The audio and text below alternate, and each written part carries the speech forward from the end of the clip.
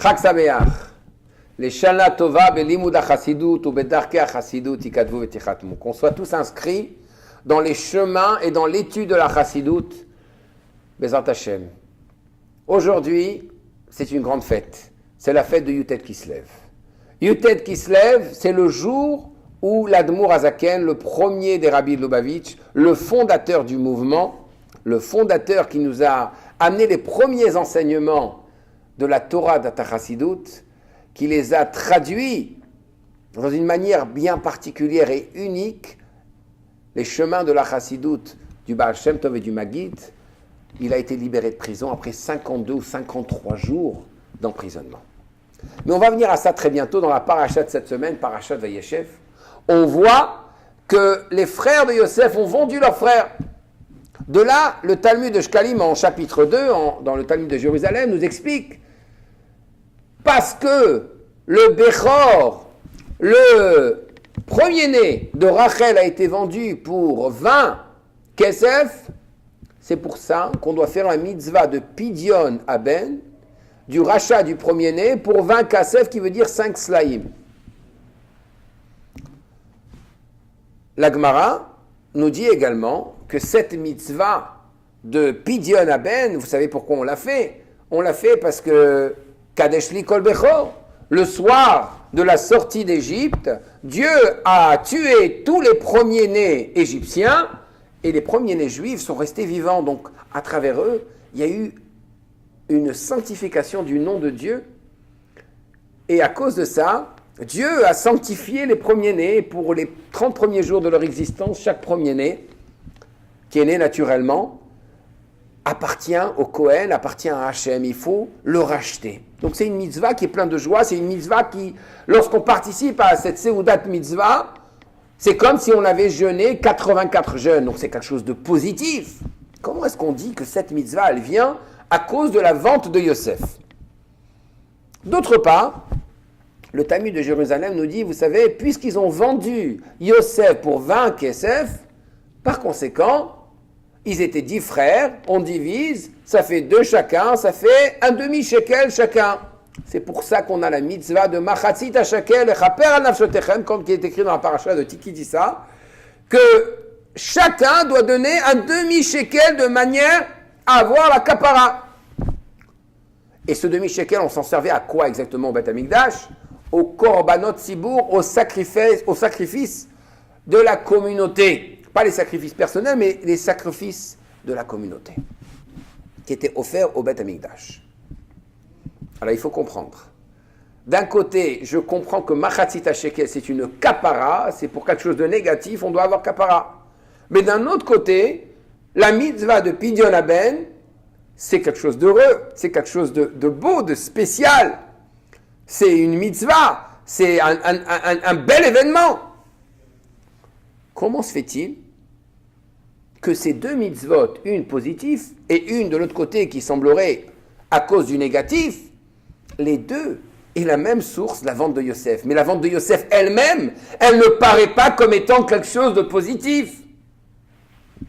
En fait, on peut poser une autre question, la question des Mefarshim. Vous savez que il y avait 10 frères qui ont vendu Yosef, donc chacun a donné une portion qui valait 2, puisqu'ils ont vendu ça à 20 kesef, une somme d'argent de 20, donc ils étaient 10. Mais les commentaires disent, mais Reuven ne faisait pas partie de ça, et Binyamin certainement pas. Alors comment exactement est-ce que ça se monte à 10 frères? Et la réponse est la suivante. D'après une interprétation, les frères ont donné l'argent même pour Reuven, parce qu'ils se sont dit, Reuven aussi, il va accepter également de participer à cette vente. Mais une autre explication nous dit non. Yosef aussi fait partie des 10. Ça veut dire quoi? Ça veut dire qu'il y avait un plan d'Akadosh Baruch Hu que cette vente devait se faire de cette manière. À savoir, les Eved Yimkar Yosef. Yosef a été vendu comme un serviteur, comme un esclave, comme un Eved. Mais tout d'abord, pour le vendre en tant que Eved, il fallait d'abord qu'il soit le Eved, qu'il soit le serviteur de ses frères. C'était exactement la Kavana. Et en fait, dans le Or HaChama, Rabbi Avraham Azoulay, dans son commentaire sur le Zohar HaKadosh et le Mikdash Melech également, explique que l'Égypte était un endroit tellement pervers qu'aucune âme, aucun être ne pouvait rentrer en Égypte et s'en sortir. Il y avait tellement de sorcellerie et de choses négatives, de pouvoirs négatifs là-dedans, que personne ne pouvait s'en sortir. En fait, le plan divin, c'était quoi? C'est que les frères vont prendre Yosef comme leur serviteur. Il va descendre en Égypte et continuera quelque part à être le serviteur, le Eved de ses frères. Donc, par conséquent, l'Égypte ne pourra jamais avoir un pouvoir complet sur l'homme de Yosef, et bien qu'il descendra au plus bas niveau, à un moment donné, l'essence de qui il est, qui est le serviteur d'un juif, d'un groupe de juifs, va se dévoiler. Et lorsqu'il montera au pouvoir et qu'il va dominer toute l'Égypte, les Égyptiens seront les serviteurs de Yosef, qui est le serviteur de Juifs, des frères, qui sont les serviteurs de Dieu. Et toute la terre d'Égypte appartient maintenant à Yosef, à Hachem, aux Juifs. Ils n'ont jamais pu le prendre et l'emprisonner complètement.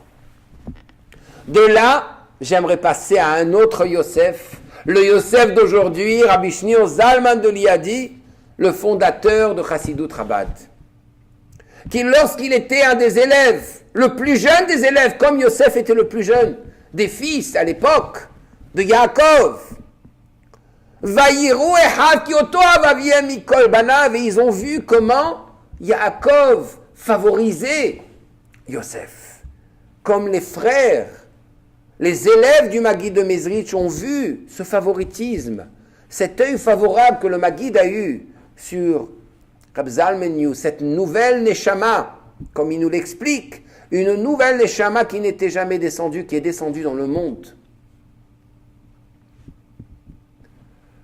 qui était la Neshama de Rav Shneur Zalman de Liadi.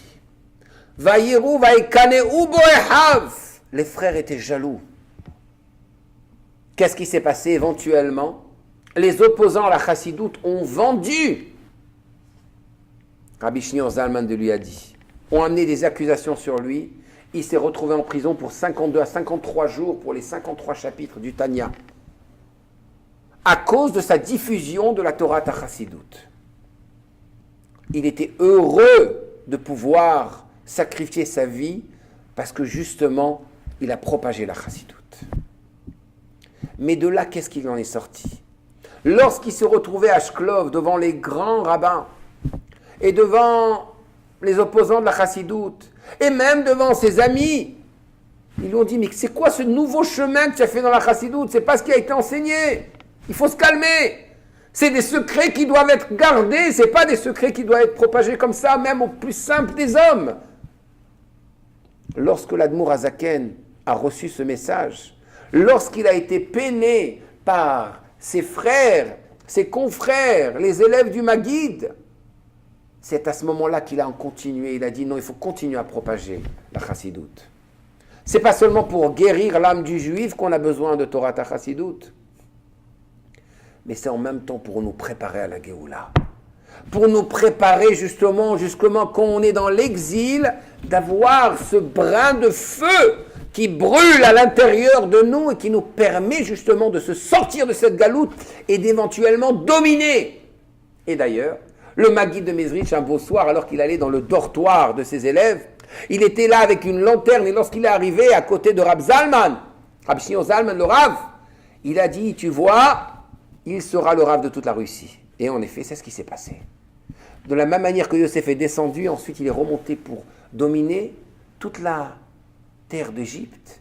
Admour Azaken, bien qu'il soit descendu, qu'il ait été descendu aussi par ses frères et ses amis et ses confrères, c'est lui après qui a continué le flambeau de la Torah.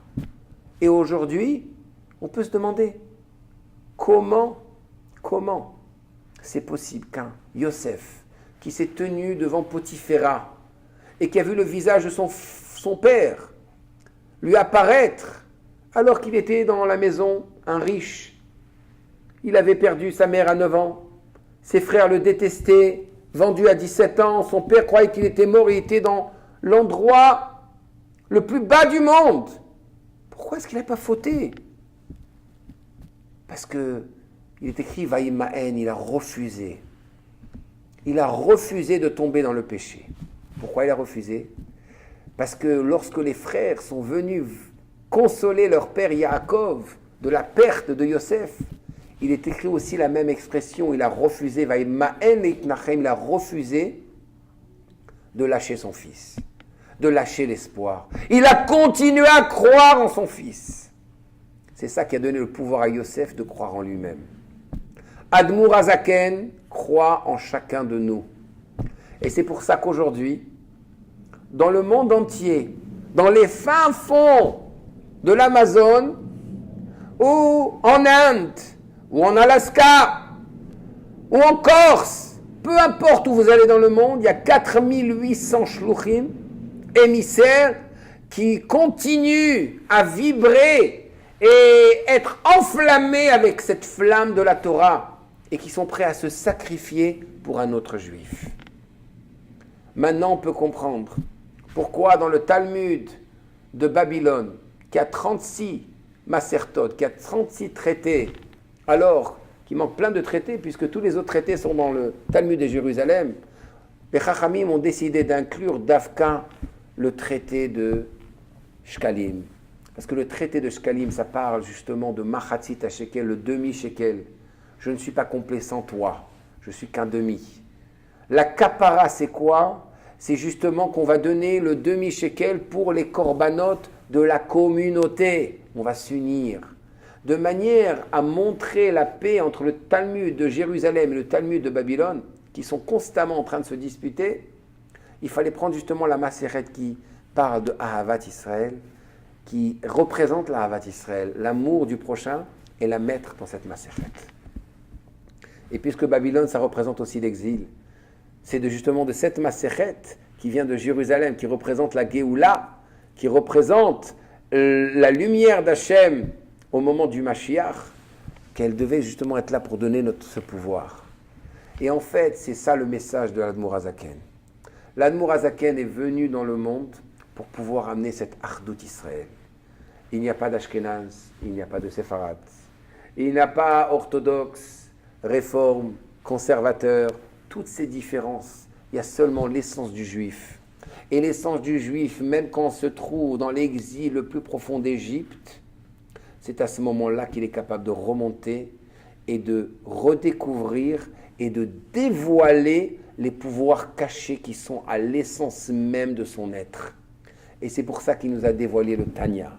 Le Tanya, qui sont les mêmes lettres que le mot Etan, qui veut dire l'essence de l'âme.